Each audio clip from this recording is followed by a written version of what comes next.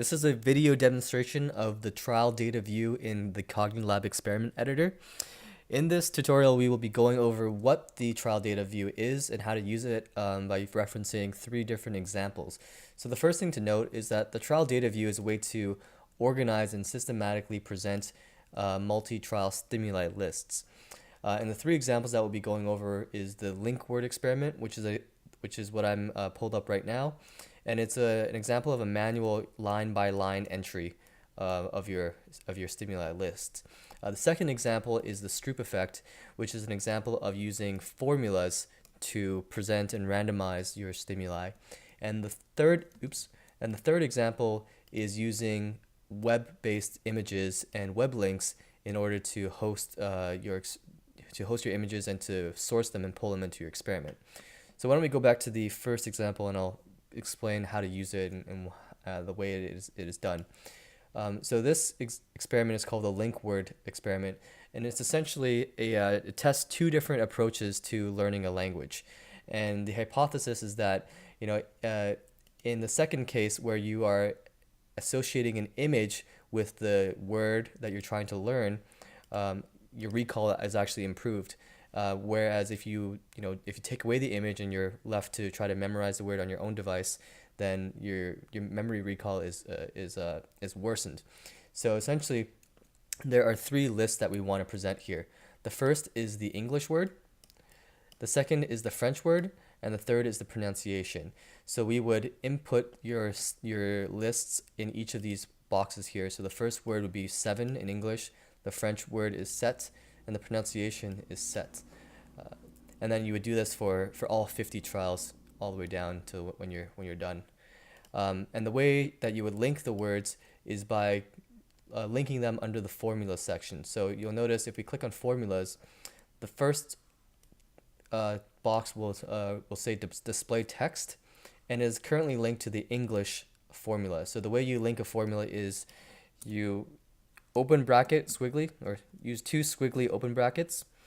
You would reference the variable that you created. You create variables by pressing the variable plus variable button, but essentially you would reference the English variable by copying and pasting it here and then closing it with two more squiggly brackets. And same thing with the French word, which you are referencing the French in the second column here. And then lastly with the pronunciation. So if we were to save and preview this experiment, you will notice that the words will continuously update for each trial. So why don't we let this load in and we'll run through a couple trials just to demonstrate what it looks like.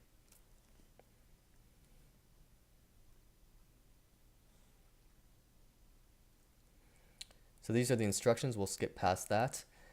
So the first word is 1 in English, un in French, and then the pronunciation is below. So if we want to go to the next trial, we'll see cold, froid, and froid, and so on and so forth.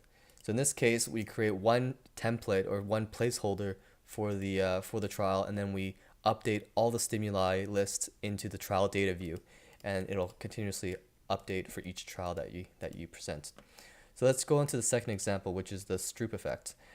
So in this case, we are putting a big word prompt in the middle that the word will be displayed in, as well as a fixation point to indicate that something will be displayed in that near vicinity.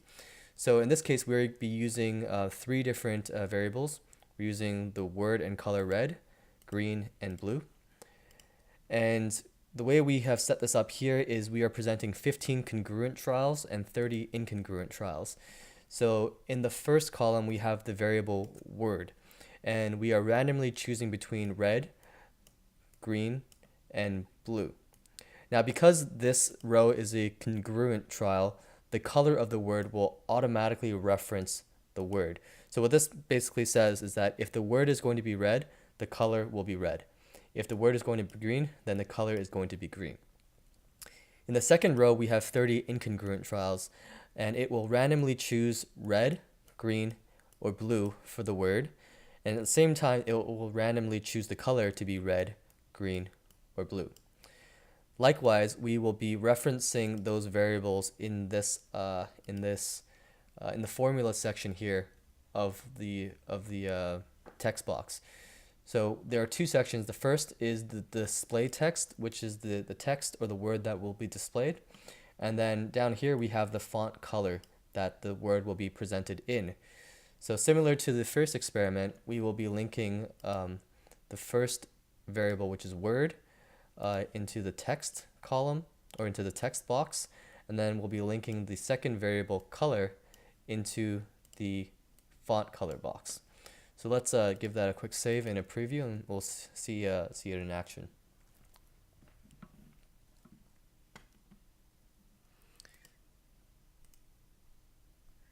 Right, so we can either press J for green, or we can use the key press.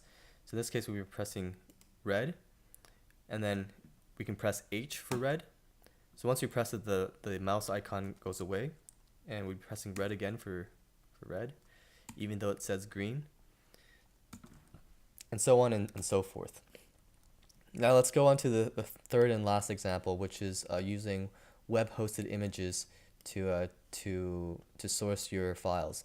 So in this case, we will be presenting a study image for 500 milliseconds, taking it away, and then presenting two more images focused on certain body facial parts. So in this case, it would be eyes, but there will be images that display the ears or the nose or the mouth in isolation. And the respondent's task is to identify which eyes belong to the study image. And the prompt text will actually change. This prompt text is actually a question, which will say something to the effect of, which eyes belong to this person. So the way that we input the stimuli list is by taking the URL from the web host. In this case, we're using this website called postimage.org. And in this example, we would use something like this. We would grab the web link, copy and paste that, and then we would input it into one of these boxes, and it would automatically pull that image into the image file and render that image in your experiment. So in this case, we have a study image, a left image, and a right image, which is precisely what we have here: a study image, a left image, and a right image. And we have two text boxes that have that display a name and a question. So if you go back here, we can say that Adam will be the name that goes in here, and then the question will be the last column of the last stimuli list, which we've called prompt, and it says which are Adam's eyes, or which is Adam, which is Adam's mouth. So let's run through this experiment, and we'll give you an example of, it gives you an example of what it would look like using web links.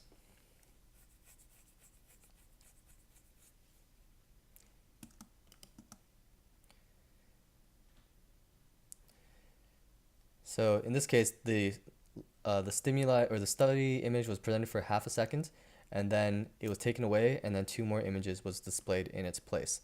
So let's just arbitrarily choose Q this time. Seems like it was Q this time as well. And then we just need to pick who we think it is. We can use the key press for this example as well. In this case, we're trying to choose between the eyes. Not too sure about this one, so let's just click P. But in any case, that's how stimuli lists are presented or hosted in the trial data view. Any number of variables can be created just by adding the plus variable sign, or if you want to add another row, just press plus row. I think in all cases, this case, there's 5 different variables or variable lists that we need to use. In the Stroop test, there was just 2, and we used formulas to randomize them. And in the link word experiment, we used 3, and these ones were manual entries because they were very specific to each French word and the pronunciation of each French word. So hopefully this overview gave you a sense of how to use the trial data view, or at least what it does. If you have any questions, feel free to contact us at hello@cognilab.com.